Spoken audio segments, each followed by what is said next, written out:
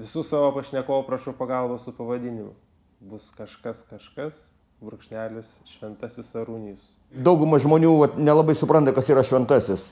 Čia yra vienas iš, gal prasigūglinti, šiaip edukacijai bendrai. Tai galvoja, kad čia šventasis, čia jisai toks, ten angeliukas skraido. Ne. Tai yra vienas iš hebrajų kalbos prasmių atskirtas nuo pasaulio. Koks tas vardas? Šventasis Arūnijus. Kiek metų? 623. Iš kur esat? Nežinau. Kaip vaikystė jūsų atrodė? Vaikystė ganėtinai buvo mano sunkiai iš tikrųjų. Ganėtinai sunkiai. Kas buvo tie sunkumai? Jeigu ten lyginti Afrikos vaikus ar ten pokario vaikus, tai be abejo, tai turbūt nuostabiai buvo vaikystė. Pagal ką lyginsim. Bet pagal tą aplinką, kurią aš gyvenau, tai ganėtinai tikrai buvo sunkiai vaikystė. Mano tėvai buvo, jie išskirtiniai personažai buvo. Tėvas buvo Sibire ir mama buvo Sibire. Aš tik dabar pradedu suprasti, kad daugelį metų aš jos kažkaip ir taip smerkiau, ten kaltinau. Būtent tėvą smerkdavau savo. Bet dabar aš jau raiškau tos vaisius. Jis labai asketiškai mane auklėjo. Aš pats esu asketas. Aš esu filosofas, esu Seneka, Epiktetas, Zenonas, Markas Aurelijus. Mane tėvas savo taip auklėjo. Tėvas mano šis buvo, jis beveik su nieko nebendraudavo, tai buvo išskirtinė asmenybė, jis su nieko net nesisveikinęs, labai išdidus buvo. Bet jisai nuolat manęs nepripažino mane, aš ne jo vaikas. Nors iš tikrųjų mes kaip du vandens lašai, net gemeliukas viens prie vieno, dabar jeigu taip pastatyti šalia nuotraukas. Bet jis kažkaip neigia, nuolat neigia. Tiesa, jisai buvo toks įmitęs, aš jį pats kažkaip kartais pasižiūrėdavau, kaip ir nepanašus į jį, bet jisai buvo toks, stiprus drūtas vyras buvo. Ir tik po to jis jau tada susirgo jau ten, jau ligoninė, aš pirmą kartą pamačiau, kad du vandens lašai. Dabar emiliukas, jeigu tai parodyčiau nuotrauką viens prie vieno. O mama? Mama ten irgi, išskirtiniai personažai. Jinai plus buvo būrėja, labai aukšto maštabo. Dabar visokių ten burtininkų, tada buvo viskas nelegalu buvo, nes buvo kiti laikai. Galima buvo į kalėjimą už tai atsisėsti. Bet jinai neburdavo ten belekam, grinai elitas. Bet vėl kas tas buvo elitas? Kokia sandėlio vedėja, tai buvo elitas. Deficitas, prekės. Aš žinau, mes gyvenom, tai patingėkit, ten lūždavo stalai. Sakau, mano vaikystė ta sunkiai buvo, bet taip, aš buvau aprengtas, pamaitintas. O bendravimas su mama? Mano buvo, tai vėl aš dabar, jeigu vaiką, aš būtent emiliuką, dėl ko jis toks užaugo. Gražus vaikas užaugo. Bet aš kaip dabar suprantu, kad netgi 2 metukų jau yra asmenybė. Aš jau galiu nuomonės paklausti. O tavo sūnelis, jis tik pramokęs kalbėti. Kaip emiliukų duodu pinigų, 10 litrų. Ką pirkti, tėti? O čia tavo pasirinkimas. Tu gali su draugu pasidalinti, gali tiesiog į konteinerį nueiti išmesti. O manęs niekas neklausė. Iš mamos pusės tai buvo, tu niekas, viskas. Tu sėdi, klausai, tau pasakė, ten močiutė ten davė 3 rublius ir viską pasakė. Pirk tą, viską. Neturėjau jokios. Tiesa, paskui mano gyvenimą atėjo pinigai, atėjo daug pinigų, bet aš jų nemokėjau jų valdyti. O koks vaikas buvo? Kaip save prisimenat, kaip bendraudavot su aplinka? Aš iki 12, iki 13, tai buvau toks labai užguitas. Labai. Vėl, sakau, mano labai buvo galinga giminė. Čia toks fenomenas buvo 2 gaujos. Nenusikalstamas gaujas. Tada buvo limonačikai ir mineralčikai buvo mano mieste. Vieni reiškia gerdavo limonadą, kiti mineralinį. Ir mano buvo, bet limonačikai jau skaitėsi jau aukščiausias lygis jau. Ir mano buvo ten pusbroliai, o kadangi aš kaip iš daugelio vaikų, tų amžių skirtumai būdavo, sakykime, man ten 10, o aš išeinu dėdė, kuriam 12 metų, už mane vyresnis. Tiesa, aš labai gėdinusi pasakyti, kad čia, kad aš jo dėdė, sakydavau pusbroliai. O tai sakau, aš iki 12, iki 13 toks buvau labai užguitas. Plius sirgau tuo sinusitu įgimtu. Visą tas mėlynas uniforma būdavo ir visi tie snargliuotis, visas toks užguitas. Bet sakau, aš tuo pačiu turėjau labai stiprų užnugarį. Turėjau brolį 10 metų vyresnį. Jis buvo ten sambo, karatistas, aukščiausio rato maštabo. Bet vis tiek, jis ten kažkur vėl išvažiuodavo, kažkur grįždavo. Sakau, supratim, kad buvo kiti laikai. Tai spaudimas iš mamos buvo, iš mamos. Tėvas tai jis toks, aš dabar kaip pagalvoju, aš esu bendravęs su tokia viena psichologė. Sakau, tėvas manęs nemylėjo, bet kaip pagalvoju, sako, suprasim, Sibiras, lageriai. Čia, sakau, čia labai lengva ateis. Aš labai yra toks kunigas Valerijus Rudzinskas. Dabar jis nebe kunigas, jis pensininkas tiesiog. Bet jis labai yra jo geras posakis. Negali padėti, tai ir netrukdyk. Aš laikausi va tos pozicijos. Dabar šią dieną. Ar gali jos skausmą iškentėti? Ne, negaliu. Tai ir netrukdyk. Ir aš paminu, va, tėvas tikrai, va, kaip man, va, viena psichologija man truputį atvėrė akis. Ir aš paminu, tada kartais būdavo taip ateidavo, aš taip sėdžiu, taip šalia atsisėsdavo. Man va, ta psichologija ir prakrapšė truputį akis. Jis kaip mokėjo, taip išreiškė tą savo meilę. Tai paimdavo už rankos, bučiuodavo ranką. Be žodžių, be... Jis reiškia, va taip mokėjęs išreikšti. Jis manęs niekad vardu nėra pavadinęs, niekada. O kaip jis jūs vadindavo?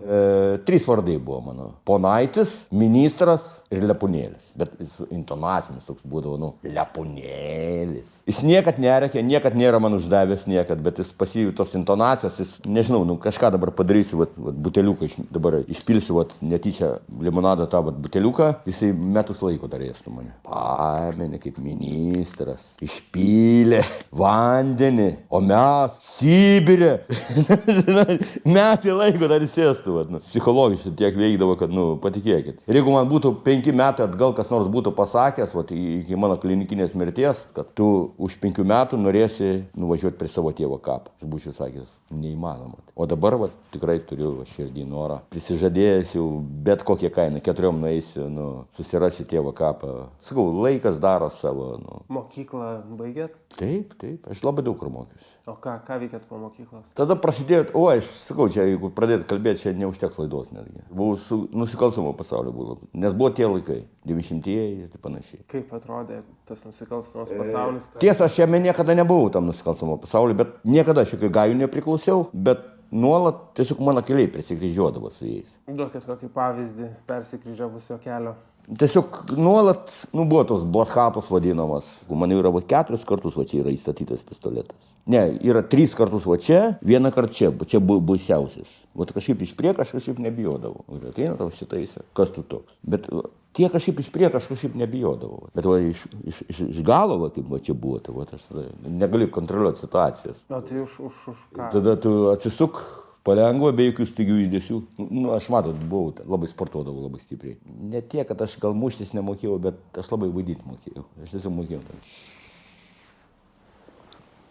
Labai tai gąsdina žmonės. Sakau, baisiausiai buvo čia, sakau, be jokių staigių judesių. Aš pamenu, mėsą mušu, ten buvo toks vakarėlis.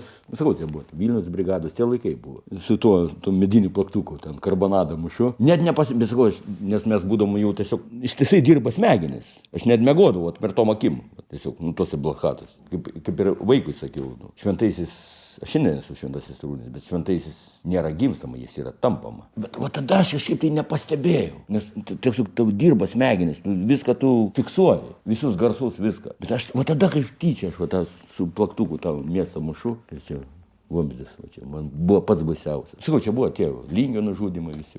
Kas tu toks? Be staigių judesių, rankos į viršų. Sakau, čia tik filmuose rodo. Ten pagrebė, ten išėma, tikrovė viskas kitaip.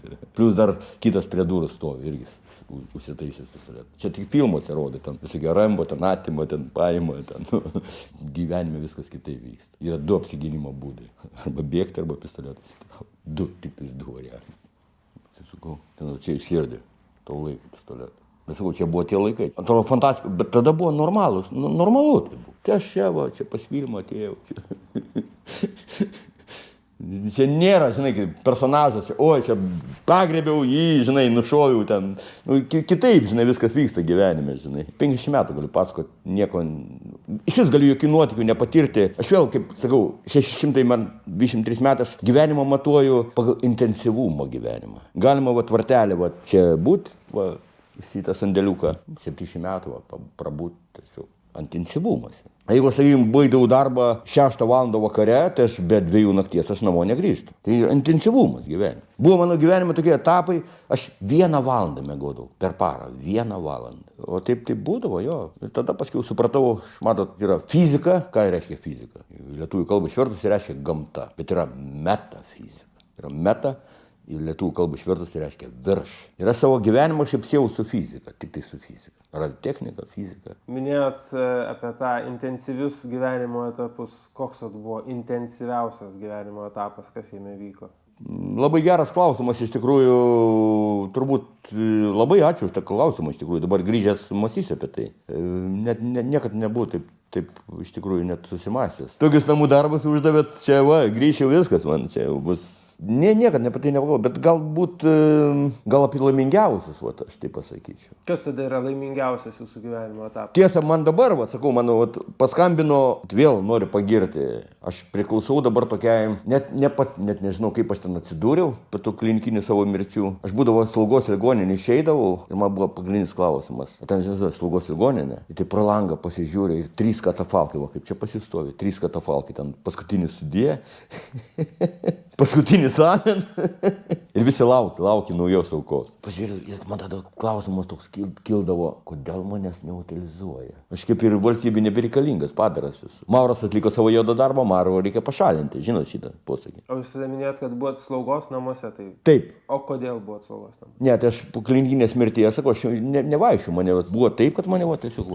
važiuodavo su ratuku. O klinikinė mirtis, minėjot, kad keletą jų turėjot. Taip. Pirma klinikinė mirtis, kodėl jinai įvyko, kas įvyko gyvenime tuo metu? Truko viena, bet matot, aš nesu labai gerą temą, aš labai norėčiau pakalbėti iš tikrųjų, bet nėra nesu ko pakalbėti. Sakau, gyvenau tokį gyvenimo būdą, aš iš vis per savo gyvenimą turbūt esu išgėręs iki tol, kokį, 8 gal tabletės. Aspirino, ten, analgino, paracetamolio, jokių vaistų nevartodavau. Mano tėvas labai buvo stiprus ir aš toks. Aš net nebuvau jokio poliklinikų registruotas, 25 metai net nebuvau, niekad nesu buvęs poliklinikų. Mano tėvas taip išauklėjo, kad tu gali, tu stiprus, tu gali prasilaužti. Paminėsiu, kaip būtent pas močiutę važiuodavom ir buvo didžiulis namas ir buvo visi kambariai kūrenami, o aš mažiukas, 12 metų. Ir buvo vienas kambarys nešildomas, minusinė temperatūra būdavo. Atsimenu, kad atnešdavo močiutę stiklinę vandens, sakydavo, Torunėlį, gal norėsi atsigerti. Kad ryte ta stiklinė būdavo visiškas ledas, būdavo minusinė. Ir tėvas mane vesdavosi tenais mėgoti. Klinikinės mirtys. Kokios buvo priežastys? Minėjot, kad su vena kažkas buvo. Ten kažko ypatingo kaip ir nebūtų buvę. Čia dauguma patyrė tas traumas, bet jeigu jie tiesiog gydosi. O aš buvau, man tėvas buvo išdresiravęs, aš pats buvau, 9 metus buvau visiškas vegetaras, paskui dar 3 metai veganas buvau. O ant galo apskritai nieko nebevalgiau, visiškai. Aš ir dabar galiu, sakykime. Mano, kaip ir minėjau, sakau, dauguma ten, ten pinigų uždirbsiu, ten valgysiu restoranuose. Mano yra svajonė, tiksliau ne svajonė, bet tikslas, planas. Aš manau, žiemą pradėsiu gyveninti. 40 dienų pasniko. Vėl nemaišykit. Badas ir pasnikas yra 2 skirtingi dalykai. Kažkada esu po 15 parų išpasnikavęs 2 kartus. Man tada atrodė čia jau, šiandien man tai yra kasdienybė. Paėmiau, perjungiau kanalą, 2 savaitės nieko nevalgiau. Aš tiek įsidirsarau, mano tėvas mane išmokė, pavertė mane asketu. Ir mane visą laiką žavėtas asketizmas. Jo, klinikinė mirtis buvo dėl ko? Tai sakau, tada truko ta vena, nieko nėra čia kažkokio ypatingo. Bet sakau, jeigu tu kreipiesi pas gydytojus. O aš buvau taip išauklėtas, kad tu turi persilaužti, aš ir perdurtas esu, sakau, su tokiu peiliu esu perdurtas. Visas, emiliukų netgi sakau, kad nors esi matęs mane nuogą. Niekada. Tau 28 metų, tu niekad nesi mane nuogą. Nes mano visas kūnas vien randai. Aišku, geriau, kad nebūtų taip. Bet dėja taip yra. Šautinės, pjautinės žaizdos ir panašiai. Ir tada aš galvoju, kad man širdis. Bet man visą laiką būdavo rugpjūčio mėnesį kažkaip širdis visą. Būtent rugpjūčio mėnesį man širdis paskaudėdavo. Ir tada man žiūrėta širdis, aš kažkaip viską į širdį vedžiau. O kad pas mane čia jau be nutrūkus, aš be kraujo gyvenu. Man pasikeitė, aš buvau labai prieš gydytojus, sakau, nusistatęs buvau, čia būtent noriu pagirti mūsų mediciną. Gal man tai pasisekė, aš nežinau. Kiek aš buvau 3 ligoninėse gulėjau. Tai... Šitą istoriją, kurią Emilis pasako, man atrodo, ne? Tai jisai ten tik tais bendrais brožais ten. Man netgi, kaip iš slaugos ligoninės išeidinėjau, tai ir gydytojai ir pasakė, sako, Arūniau, sako, tu mano, jau moteris metuose jau, sako, tu mano pats mylimiausias pacientas, sako. Atvirai pasakius, aš netikėjau, kad tu savo kojomis išeisi. Paskiau į santraškės jau, antrą kartą dar santraškės turiu, nes aš pabėgu iš ligoninės, vėl automatiškai, dar nesugyja viskas buvo. Tai irgi, tavo išgyjimas, sako, tai prieštarauja visiems medicininės. Viskas, sako, viskas griauna visus medicininius dėsnius. Kitos klinikinės mirtis, kokia jų priežastis buvo? Tai sakau, aš jau grinai, bet kas įdomiausia dar, man labai tas iš tikrųjų tas sapnų pasaulis. Aš beveik nebegodavau. Dabar aš ir labai retai mėgau. Aš būna po 6, kartais po 7 paras neužmėgau. Bet dabar man gera, man nieko neskauda. O tada skauda. Tiesiog tau miegas kad ir valandą, tiesiog nuima tą skausmą. Kiek žmogui nedaug reikia, aš pamenu, būtent po stoglankį pasižiūrėdavau, sakau, Dieve, karaliau, 2 valandas miego duok man. Neužmigdavot konkrečiai dėl skausmo? Taip. Ir aš taip ir kentėjau iš tikrųjų. Aš sakau, šiandien aš tai labai džiaugiuosi. Plius sakau, aš 15 metų rašiau intensyviai. Dėl vaikų iš tikrųjų. Čia Miliuką tik vieną mano vaiką žinot. Matot mano vienas iš 10 mano vaikų. Ir labai saugo iš tos visus raštus. Ir tada, kai jau aš jau mačiau, kad viskas man, netgi Pijus Opera yra sukūręs, kad Francas Kafka sudegino visus raštus. Net yra repas pas jį padarytas su manim. Kad sudegino jis raštus kaip Francas Kafka. Ir nežinau, kai man taip užplaukė, aš jau viskas, jaučiu, kad aš jau viskas išidinėjau.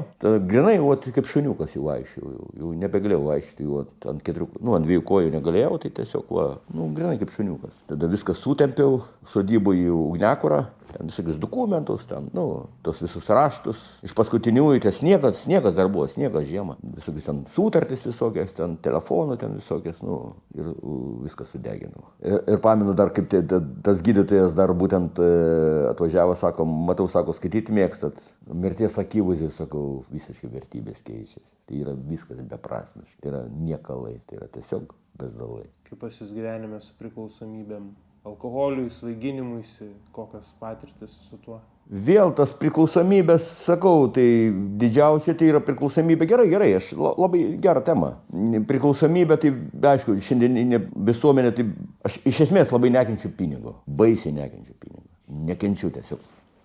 Taip, man reikalingas tas pinigas, kažkiek ten. Tai čia pagrindinė yra priklausomybė šiandieninė, ko serga visa visuomenė. Narkotikus teko man vartoti tos intervencinius, bet labai nedaug, buvo 19 metų gal. Man iš esmės nepatinka, čia Emilis biškį užlenkė iš tikrųjų, jis hiperbolizuoja. Man labai gerai mano pažįstama pasakė, sako, man nepatinka būti apsvaigus, man patinka lengvai būti. Man patinka truputį, aš nekenčiu girtos būsenos. Taip, aš vartoju labai stiprius tos vadinimus ratus, labai stiprius, nesakysiu pavadinimą. Šiuo metu?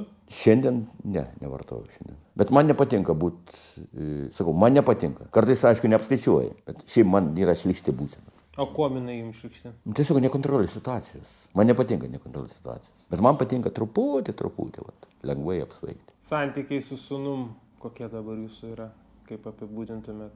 Kokie jie jums dabar yra? Bėgimas, lėkimas, skubėjimas. Aš jau niekur nebeskubu. Jeigu matėt mano video, tik tais durnius gyvena į skolą, tik tais durnius kažkur lekia, skuba. Bajoras jis niekur neskuba. Mano tėvas jau toks buvo, jisai vaikščiodavo, jis labai išdidus vaikščiodavo. Tiesa, jisai dar, apie tėvą dar paminėsiu detalę vieną. Aš jo beveik nesu matęs be kostiumo, sakykime. Aš dabar turbūt Emiliukui, bet karts nuo karto bandau, papasakot. Aš galvoju, išeisiu. Taip niekur nežinos, nei apie savo senelius. Žinot, yra posakis, kas nežino savo praties, tas neturi ateities. O jūs geras tėvas? Čia gal vaiko reikia paklausti. Čia Emiliuko žodžiais pasakysiu. Būtent kinų, japonų, tai iki 7 metų tai yra princas, iki 15 tarnas, 15 draugas. Jūs geresnis tėvas savo sūnui, negu jūsų tėvas buvo jums, ar ne? Kaip jums atrodo? Vėlgi, sakau, aš... vėlgi, kaip ir minėjau, aš niekad nesu, vieną tiesą esu vieną kartą paminėjęs, vienintelį kartą gyvenime su tetė pasakęs, vienintelį. Bet mes grybavom miške, jis kažkur ten toliau, aš kažkur arčiau ir aš gyvatę pamačiau. Tai vienintelį kartą esu. Aš tiek įsigandau, tetė, ką čia gyvatę pamatei, žinai. Kas, koks super vyras, žinai, gyvatį pamatei ir apsiverki, žinai. Vienintelį kartą gyvenime. Ir laikiau tą stilių tokį, kad Emiliukas, kad jis man galėtų, aš laikiau tą stilistiką tokia, kad jis man galėtų viską pasipasakoti. Aš, aišku, jį veikdavau, bet ne taip, kad, tai taip nedaryk, bet aš jį patruputį, net nejaučiant, jis man pasipasakos, tėvai sako, žolės parūkėm, žinai, ten, aš nesakiau, nedaryk taip, žinai, bet aš patruputį. Tiesa, jis čia, kur pasakoja apie tą video, buvo į gatvės muzikos dieną, ten labai daug, yra daug ten netiesos iš tikrųjų, bet gerai, menas yra melas, kiekvienas menas yra savotiškas melas. Taip, būtent kai jis atvažiavo įstoti, tada čia narkomanų, ko čia tik nebuvo. Dabar jau sakau, jau truputį viskas kitaip. O čia anksčiau pilna, taigi prostės, ten narkomanai, alkašai visokie. Tai aš pirmiausiai jį atvedžiau čia, tokią edukacinę dariau programą, vedžiojausi čia į ratais vedžiojausi, stoty. Čia marodžiau, pažiūrėk, kas gali patapti iš žmonių. Būtent mano buvo ir tikslas. Aš biškai norėjau apgauti, nes aš pats tada buvau nuo Vilniaus pavargęs. Man jau nebenorėjau Vilniaus aš. Sakau, čia sukdavausi čia užupį su Stasiu Urniežiu, jeigu žinot, didys kunigaikštis, čia su Gurevičiais, ten, su daugybė. Aš jau tada jau ramesnį uostą ieškojau. Ir aš nenorėjau, kad Emiliukas mano būtų į Vilnių atsikraustyt. Ir jis kai atvažiavo čia, aš jį apgavau. Buvo gatvės muzikos diena, aš jam nesakiau, kad čia yra gatvės muzikos diena. Aš norėjom parodyti, kad čia pastovi visą laiką matai. Kad čia yra normali Vilniaus būsena, kad tai, įsivaizduojant, kiek žmonių gatvės muzikos diena. Aš jį norėjau tiesiog atgrasyti. Dabar su vaiku kalbėjau, sako, tėvas, aš supratau, sako tada. Tai ne iš karto, bet sako, supratau, kad čia. Bet aš norėjau, man buvo tikslas, kad apgauti, kad jį atgrasyti, kad čia minio žmonių, kad čia, nesakiau, kad čia gali. Aš pasakiau, kad čia nuolatos Vilnius toks yra. Ačiū Jums labai. Malonu.